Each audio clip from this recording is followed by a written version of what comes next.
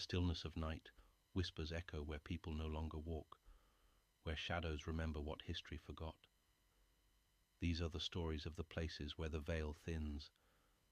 This is the truth behind the Haunting Podcast.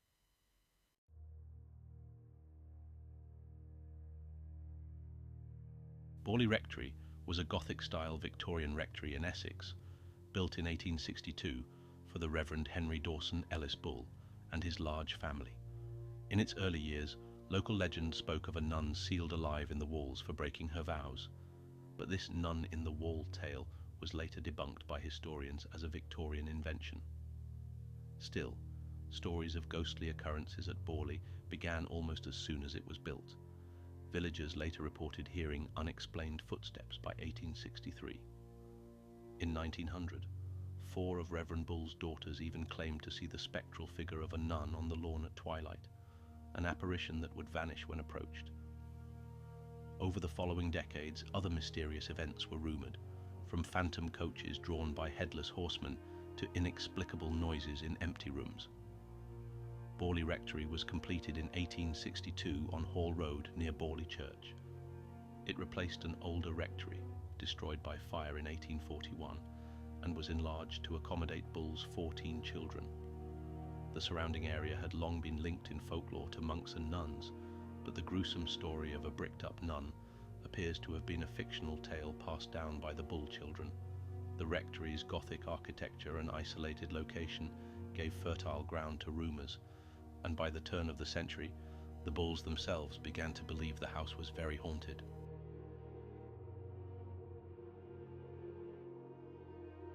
By the early 20th century, Borley's ghost story was already gaining traction. In 1900, 4 of Reverend Bull's daughters encountered a white-clad nun on the lawn at dusk. They chased the figure, but it simply faded into the bushes. Local organist Ernest Ambrose later recalled the family being very convinced that they had seen an apparition on several occasions. Over the next decades, scattered accounts described eerie sights like a phantom carriage drawn by headless riders, or the sound of disembodied horse hooves in the night. According to these stories, the rectory's residents often awoke to find unexplained wet footprints, moving lights in empty rooms, or ghostly shapes slipping around corners. All of this set the stage for the 1920s, when Borley's haunting would erupt into public view.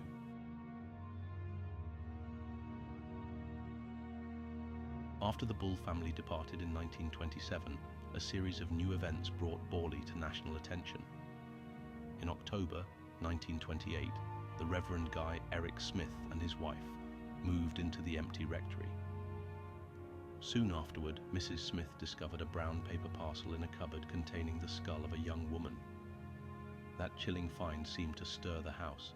The Smiths reported servant bells ringing for no reason, lights glowing in darkened windows, and the sound of footsteps on the stairs when no one was there.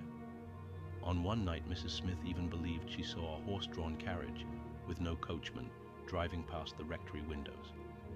Alarmed, the Smiths wrote to the Daily Mirror in 1929, hoping the Society for Psychical Research, SPR, would investigate. The Mirror quickly sent a reporter who published sensational articles on Borley. By June 1929, the case exploded in the press. On the 12th of June, the Mirror invited the famed investigator Harry Price to visit Borley. Price arrived amid great fanfare, and according to the reports, immediately strange things began to happen. As one account notes, immediately phenomena of a new kind appeared, such as the throwing of stones, a vase, and other objects. Spirit messages were tapped out from the frame of a mirror. Neighbours and the Smiths watched as tables shook and lights moved on their own. Interestingly, all such phenomena reportedly ceased the moment Price left the house. Mrs. Smith later confided that she suspected Price himself, known to be a skilled conjurer, of staging some of the effects.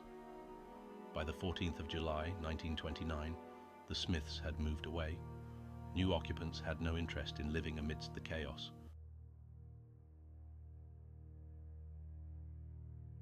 On the 16th of October, 1930, the Reverend Lionel Algernon Foister and his young wife, Marianne, moved in as the next caretakers of the Borley living.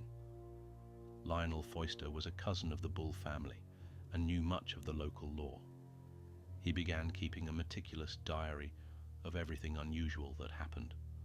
Almost immediately, the Foysters reported a classic poltergeist storm of activity. According to Foyster's records, later published by Price, the rectory's bells began ringing by themselves, windows shattered inexplicably, and rocks and bottles hurled through the air. By December 1930, scribbled messages appeared, first on scraps of paper, later written on the walls, often addressed to Marianne and begging for rest or mass prayers. The couple's adopted daughter Adelaide was once found locked alone in a room with no key. The door only opened the next day when a trinket was placed against it. Marianne herself was assaulted by unseen forces, tossed out of bed and struck by objects multiple times. In one horrific incident, she suffered a blow to the eye so hard it bled profusely and left a black eye. Even in daylight, the effects grew bizarre. Books and belongings would vanish, only to reappear in unlikely places. Footsteps and voices with no speaker were heard in the halls. The Foysters even attempted exorcisms, but these only seemed to provoke the disturbance. Lionel wrote how, during one exorcism ceremony, a fist-sized stone smashed into the wall inches from him.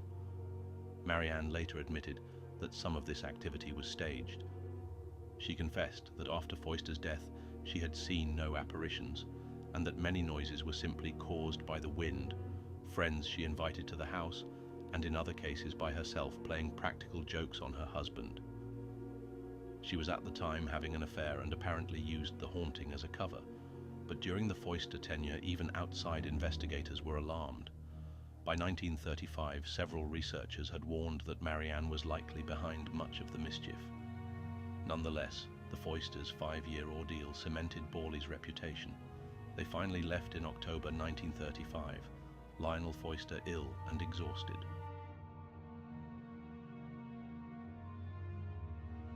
By 1937, Borley Rectory stood empty and dilapidated, yet its legend continued to grow.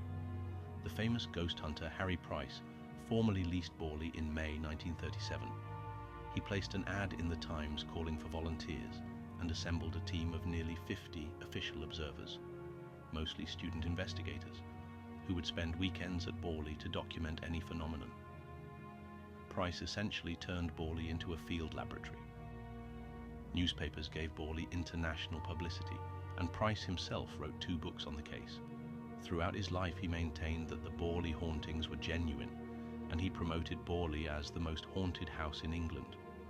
The work was methodical. In early 1938, Price's team conducted seances using planchette writing in hopes of contacting spirits. In one session, a spirit identifying itself as Marie Lair, described as a French nun from Borley law, spoke through the planchette. The messages allegedly revealed details of Marie's murder centuries earlier, tying it into Borley history. At one séance, the ghost of Marie wrote a message on a wall: "Marianne, please help me get out." In a second séance, a spirit calling itself Sonnex Amours ominously warned that it would set fire to Borley Rectory at 9 p.m. on 27th March 1938, promising that the bones of a murder victim would then be revealed in .wikipedia.org. No fire occurred that night, but the prophecy haunted local imaginations. Price encouraged continuous vigilance. His investigators kept detailed logs of every odd sound, draft, or flicker of light. They captured photographs of ghostly orbs in the empty halls and documented the now fading scribbles on the walls. By the end of 1938, after a year of research, Price was convinced he had collected irrefutable evidence. Price published The Most Haunted House in England in 1940, recounting in dramatic terms the Foysters and his own experiences. For example, Price's book quotes the Foyster diary describing a night of terror. Books were displaced. Voices called out Marianne. Footsteps were heard in the hall. Mrs. Foyster's bracelet disappeared. Mrs. Foyster herself was almost stunned by a blow in the eye. His narrative style made Borley's events sound vivid and alarming, further cementing its fame.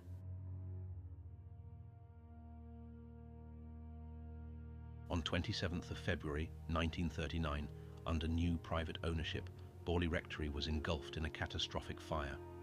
Captain W.H. Gregson had been unpacking boxes when an overturned oil lamp ignited flammable materials in the hallway. The fire spread rapidly through the unmodernized wood-filled structure, and soon the entire building was ablaze. An insurance investigation later concluded the blaze had a suspicious origin. The lamp itself was found overturned, but no definitive culprit was ever charged. During the fire, a local witness, Mrs. Williams of Borley Lodge, claimed to see the ghostly nun standing in an upstairs window. Price later quipped that this witness demanded a fee of 1 guinea for her story. By dawn, the rectory was a smouldering ruin. Harry Price, undeterred, organized a dig in August 1943 among the wreckage's ruins and cellars. His team unearthed 2 bone fragments that they initially thought might belong to a long-buried murder victim. The bones were eventually interred in a nearby churchyard when locals, fearing they were pig bones, refused a formal burial in Borley. Though the house lay in charred ruins, reports of strange happenings did not cease immediately. Some investigators believed that after the rectory burned, residual hauntings transferred to the church opposite, where unexplained noises and lights in the graveyard were said to continue for years. Almost as soon as Price popularized Borley, critics emerged. Skeptics questioned his methods and motives. One notable incident came in 1948, when Daily Mail reporter Charles Sutton accused Price of actually faking events during his 1929 visit. Sutton claimed Price threw stones at people and even filled his pockets with pebbles. Price's staunchest critics were a trio of SPR researchers, Eric Dingwall, K.M. Goldney and Trevor Hall, who had once been Price's colleagues. In 1956, they published The Haunting of Borley Rectory, often called the Borley Report, which concluded that many of the reported phenomena were either natural or man-made. As they put it, when the evidence was analyzed, the evidence for haunting and poltergeist activity appears to diminish in force and finally to vanish away. The report accused Price of love of publicity and suggested that many events were exaggerated or outright invented. Even Marianne Foyster's own later admissions fueled skepticism. In interviews decades after the fact, she acknowledged she had seen no apparitions at Borley and confessed that much of the noise and writing was staged by herself or by guests she allowed into the house as practical jokes. American psychologist Terence Hines summarized this view bluntly. Marianne was actively engaged in fraudulently creating haunted phenomena, and Price himself salted the mine with fake occurrences. Many of the older legends, like the nun and headless coach, were found to have no documentary backing. Even Bull's own daughters, when asked later in life, said they'd seen nothing supernatural and were baffled that Borley had become so notorious. That said, Borley's story has never been completely settled. Defenders of Price, such as SPR member Robert Hastings and author Peter Underwood, argued that the Borley report was too harsh and that some genuine anomalies cannot be easily explained. Unexplained events at the church and rectory grounds were reported sporadically into the 1970s and beyond. Researchers digging in the 1950s even discovered a buried tunnel on the estate, spurring new conjectures about hidden priests' passages and secrets beneath Borley. Meanwhile, Price's vivid accounts and the Foysters' stories have continued to inspire curiosity. Today, Borley Rectory, despite being reduced to weeds and foundations, draws paranormal investigators, tourists, and writers. It has been the subject of films and TV programs and remains a fixture of ghost folklore. As one modern summary notes, Borley's tale satisfies a public fascination that endures. The image of England's most haunted house lingers powerfully in popular imagination.